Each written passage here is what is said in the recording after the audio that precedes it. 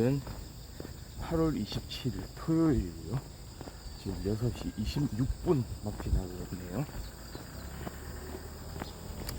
와, 날씨가 점점 가을을 향해 달려가고 있는 듯한 그런 날씨 보입니다. 지금 아침에 이렇게 길 위에 나와 있는 사람들 복장을 보면 확실히 좀 알 수가 있는데요. 어제, 그제 이렇게 좀 선선한 날씨가 계속되고 있네요. 지금 현재 기온 한 20도 정도 되는 것 같습니다. 진짜 날씨가 한풀 꺾였어요. 지난번에 쳐서 지난 다음부터 확실히 진짜 살짝 가을 날씨 좀 변하긴 했는데요. 낮 최고 기온 한 26도 정도까지 올라갈 것 같습니다. 26도 정도면 그냥 선선한 날씨거든요. 한여름에는 아침 기온이 대략 한 26도 됐었잖아요. 하루 중에 가장 좀 그래도 기온이 낮은 그 시기, 그 타임 때 아침에 활동이 참 하기가 그나마 수월했던 그 기온이 이제 낮의 기온이 되는 겁니다. 그러니까 좀 시원할 걸로 예상이 되고요. 그리고 여전히 구름이 많이 꼈고, 그다음에 안개, 살짝 안개도 좀 이렇게 끼어 있고요. 낮에는 아마 그래도 좀 맑은 날씨 되지 않을까 싶습니다. 일기예보 보니까 낮에는 좀 하늘이 된다고 하더라고요.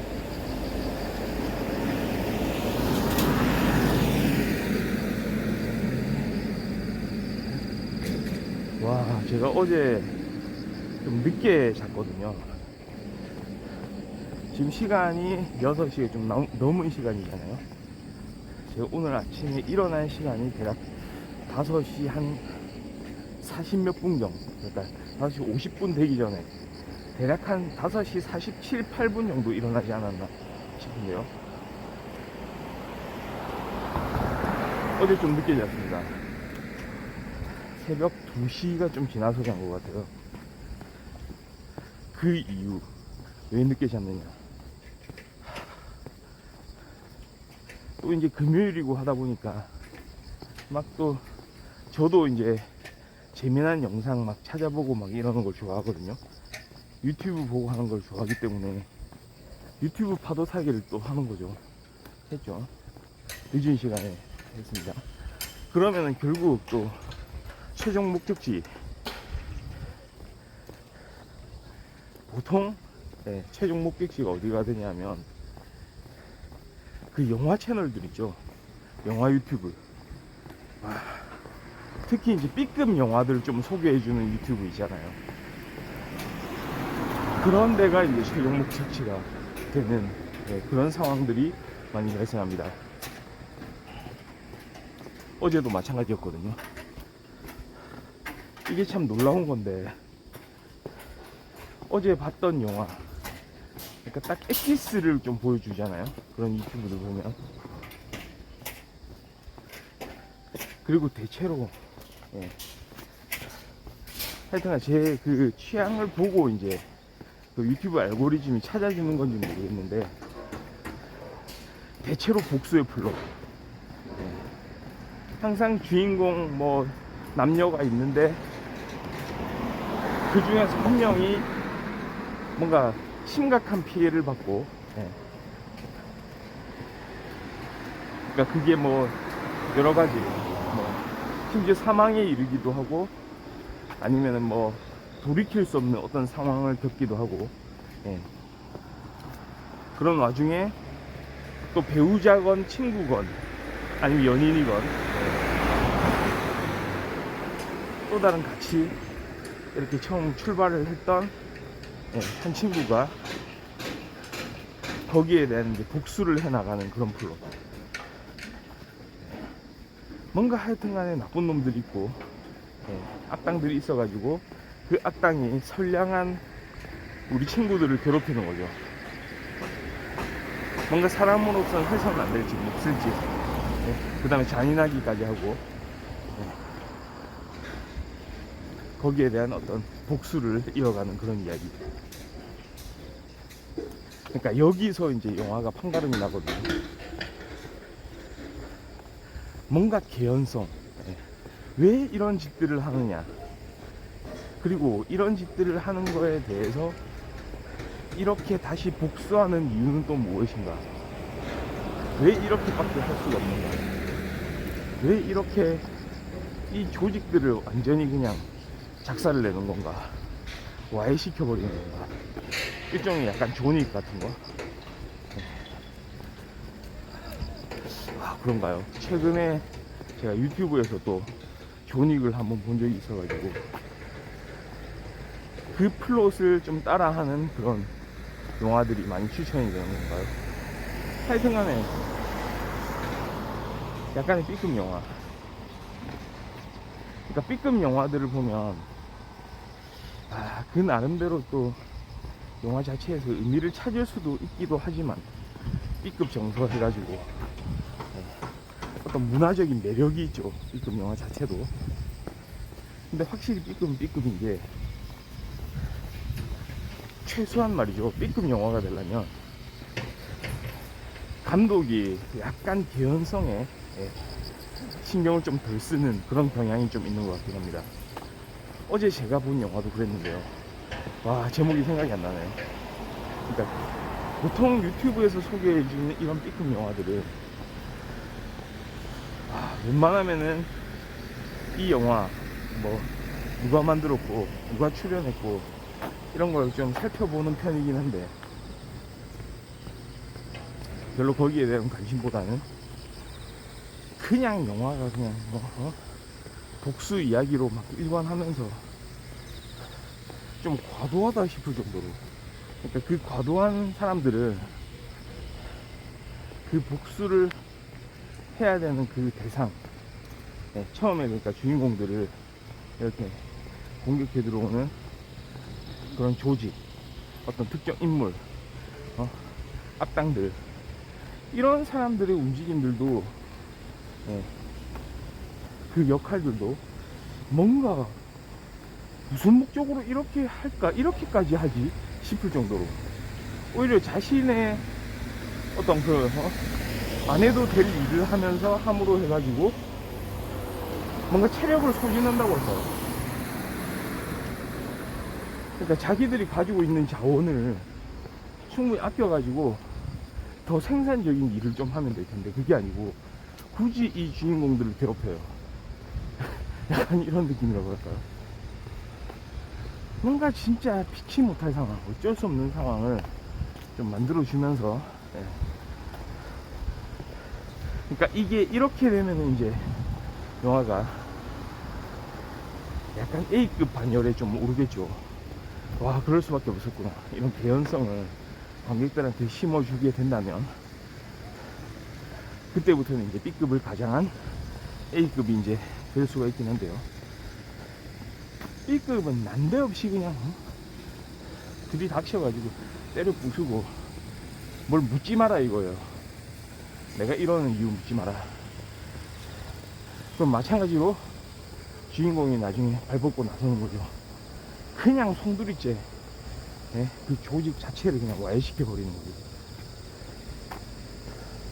박살을 내는 겁니다. 그리고 다른 거의 도움을 안 받아요. 혼자서. 그러니까 보통의 이제 A급 영화들을 보면, 그러니까 B급을 가장한 A급, 어떤 필요한 순간순간마다 주인공 혼자서 무언가를 하는 게 아니고 조력을 받을 때도 있거든요. 그러니까 그런 판단, 이거는 내가 혼자서 할 일이 아니고 뭔가 이렇게 주변의 어떤 환경들을 이용해서 이렇게 좀 넘어서야 되는 그 순간들을 한 번씩 판단을 해보는, 그게 말하자면 어떤 일종의 그런 영화에 있어서 다채로움을 또 선사해 주는 거기도 하거든요. 그 조력자가 진짜 순수한 조력자인지 아니면 오히려 나와 적대적 관계였는데도 불구하고 이 상황만큼은 이 상황에서만큼은 다시 이제 조력자가 돼가지고 뭔가 주인공과 연합하기도 하고, 예. 거꾸로 악당들을 처단하는 데 도움을 주기도 하고요. 막 이런 과정.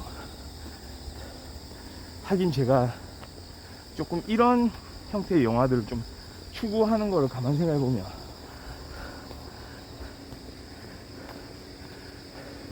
제가 추리 소설들 말이죠.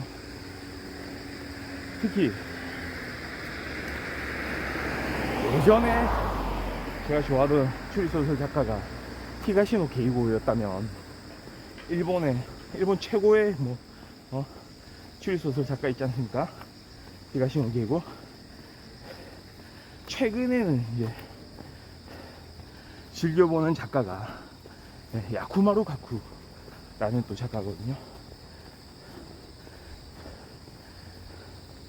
저는 이 두 명의 작가가 서로 좀 상통하는 부분이 있다고 생각합니다.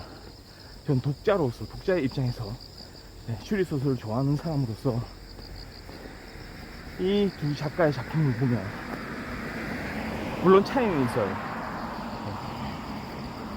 히가시노 게이고의 작품은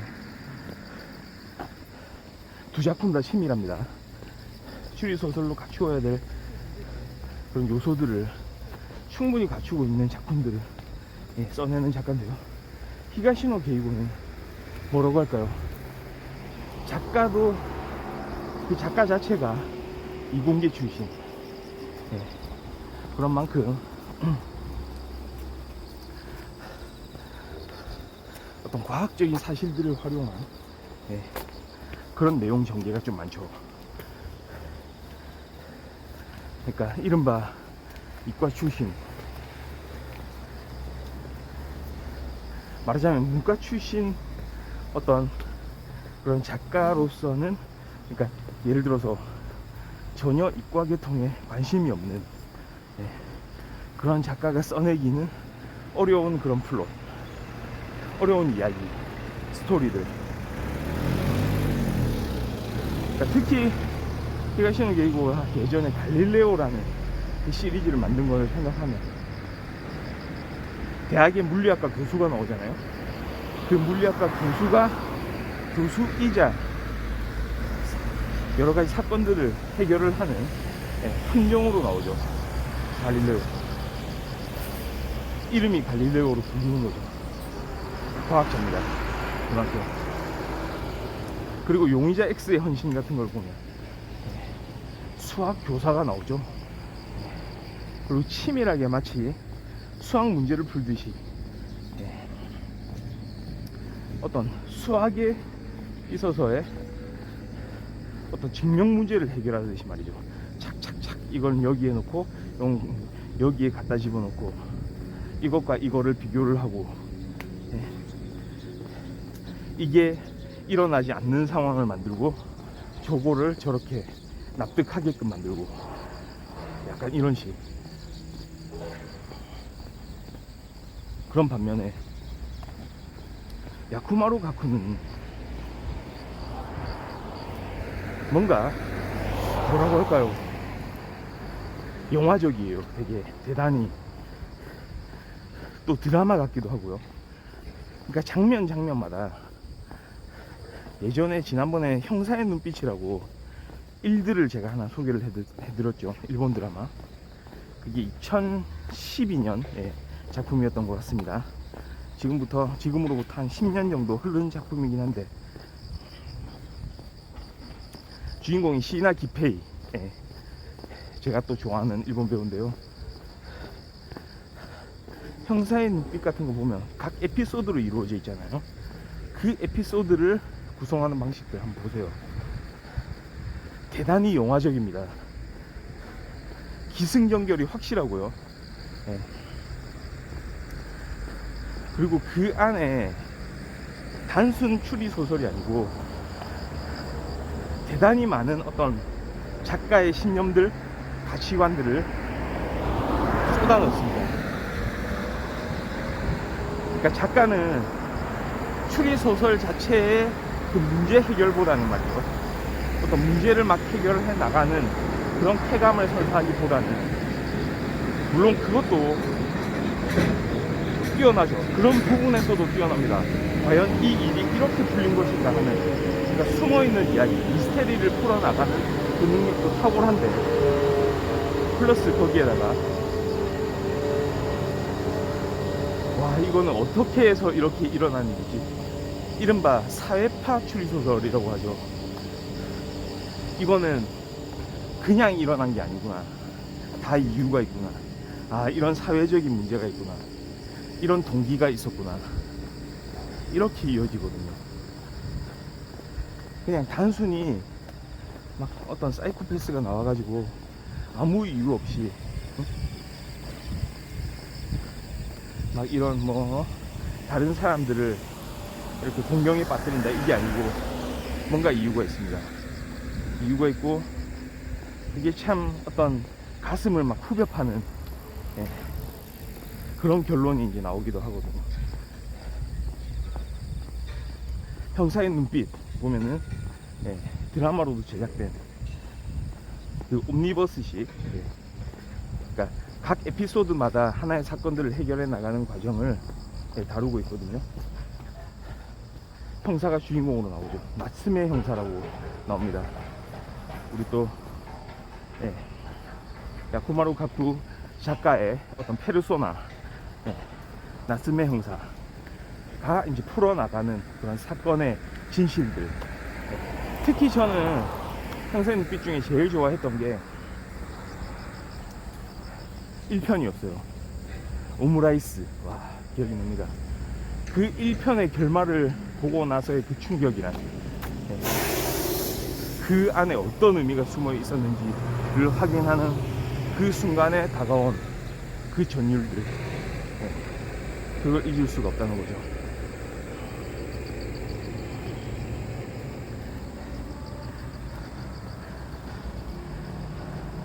그렇습니다.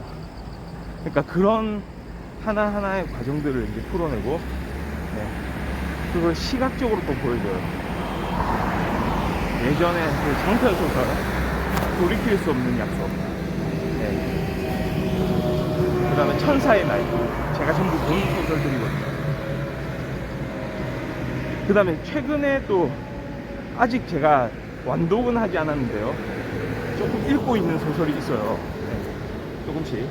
그러니까 마치 드라마 한 회, 두 회 이렇게 보듯이 읽고 있는 소설이 있는데, 그 소설의 제목이 바로 인명의 전화입니다. 인명의 전화. 어나니머스 콜. 네. 와, 그 처음부터 막 박진감 넘치는 그런 장면들이 연출이 되더라고요. 그래서 이제 눈을 뗄 수 없는 그런 몰입감, 이런 부분들이 있거든요. 그러니까 예를 들어서 드라마 같은 경우, 영화 같은 경우에도, 예, 영화가 원작인 그런 이야기도 말이죠, 예, 이런 추리 소설들이 갖고 있는, 예, 그런 요소들, 예, 좀 담고 있어야 될 필요가 있다는 거죠.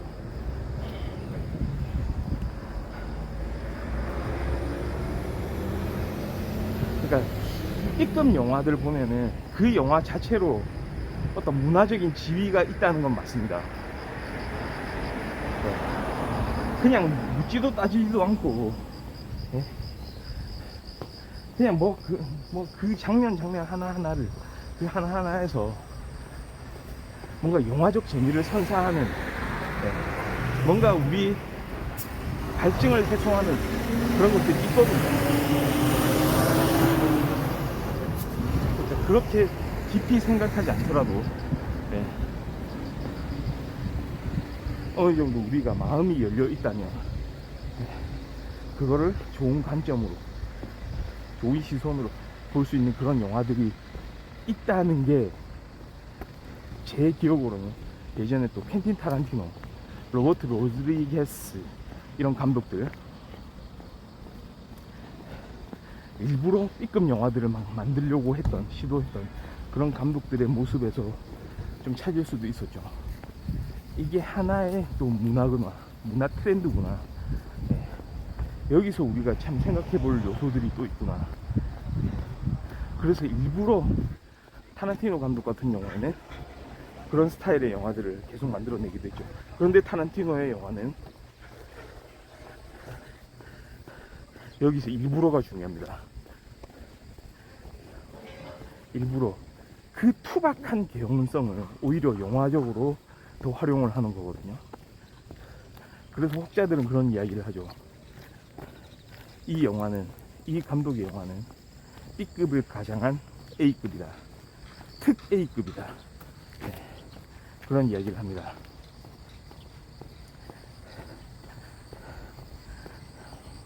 그러니까 마치 이거는 이런 거죠. 앤디 워홀이 마치 어떤 미술 작품을, 현대 미술 작품을 만들어내면서 마치 이거를 막 찍어내는 것처럼 옛날 고전적인 미술하고는 완전 거리가 있죠. 그 미술 자체에 어떤 그런 오리지널리티가 있어야 되는데, 한 작품 한 작품마다의 어떤 그런 최고의 어떤 가치, 미적인 요소들을 이렇게 집중시켜 가지고 사람들한테 이거는 유일하게 이 작품밖에 없다 라는 사실을 이제 알려줘야 되는데, 그래서 원본과 복사본의 차이를 확연히 이제 느끼는 과정에서부터 우리는 시작을 하는데요.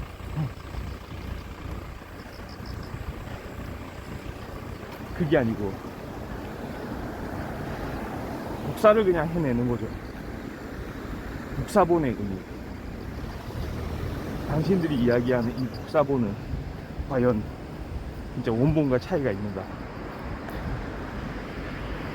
기존에 나와 있는 이런 우리가 처음에 미술이라고 생각하지 않던 이런 다양한 소재들을 어떤 미술의 틀 안에 끌고 가지고 들어와 가지고 거기서 그 의미성을 밝혀내는 그 단계. 그러니까 미술의 영역이 점점 넓어지는 거죠. 약간 그런 의미에서의 이제 영화를 보려는 시도, 그런 시도가 이제 타란티노한테서 또 이끌어져 왔다고 볼 수도 있는 거거든요. 근데 문제는 뭡니까? 앤디 워홀이 그 작품을 만들어냈기 때문에 그게 작품인 거죠. 그러니까 예를 들어서 아무나 이게 작품입니다, 뭐 시중에 파는 뭐 캔, 깡통 가지고 와가지고 그거를 막 대여를 해놓고 이게 작품입니다, 억지로 의미를 부여를 하려고 하죠. 그러면 그거는 미술 작품이 되지가 않죠. 그러니까 거기에 의미를 부여하는 단계까지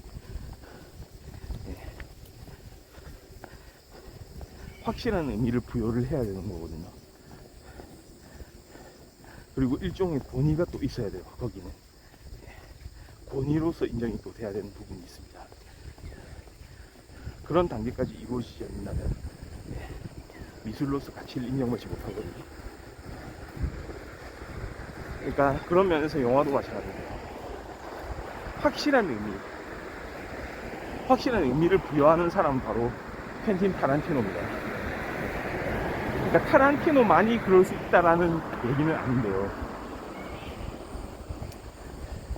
그러니까 예를 들어서 어떤 영화적으로 이게 이렇게 될 수 있단 말인가, 이런 과장이 좀 일어날 수 있다는 건가 라는 생각을 했을 때 의도적인 과장, 의도적인 비개연성, 이런 게 드러나는 경우가 있죠. 영화 자체를 일부러 그렇게 만든 겁니다. 그러니까 보통의 일반적인 B급 영화들이 그냥 개의치 않고 개연성을 생각을 하지 않고 만드는 데 비해서 타란티노의 작품들은 만약에 좀 투박한 부분, 예를 들어서 우리가 영화를 볼 때 개연성이 좀 나타나지 않을 때, 잘 드러나지 않을 때 영화가 투박해 보이거든요. 마치 이거는 옛날에 우리 그 어린이들을 대상으로 한 영화, 막 시각적인 장면들에만 좀 공을 들여가지고 그 이야기 구조라든지 어떤 영화로서 필요한 요소들을 좀 많이 이렇게 드러내놓고 딱 진짜 어린 친구들이 좋아하는 요소들, 그 순간순간의 재미들만 이렇게 집어넣어놓은 영화들이 있거든요. 그러니까 그런 거 비슷한 거예요.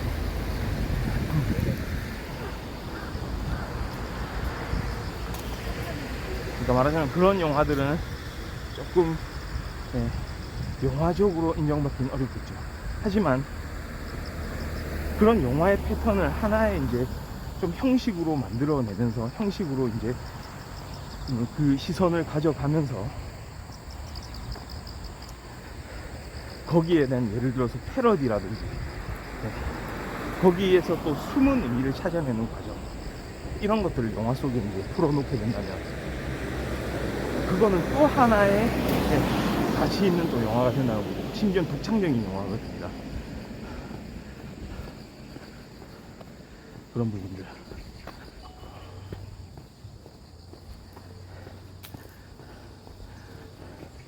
그렇습니다. 그러니까 물론 또 이런 부분이 있죠. 그 영화를 보는 사람이 누구냐. 그러니까 우리가 일반적으로 깨닫지 못하는 그 개연성을 심지어 누군가는 발견할 수 있을지도 몰라요. 이 영화 자체가 진짜 의미가 있는지 없는지, 그 무수한 개별 영화들이 어떤 관객에 의해서 의미를 찾게 되는 과정은 다 똑같지는 않은 거죠. 사람마다 이제 받아들이는 게 다르고 경험이 다르기 때문에 그게 또 하나의 또 재미인 것 같아요.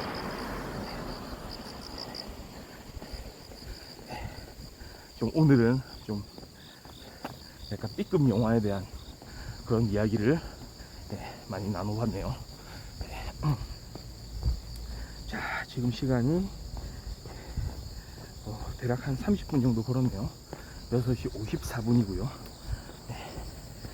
날씨가 좀 시원해져서 그런지 지금 오르막길 이렇게 올라왔는데도 땀이 그렇게 많이 나진 않습니다.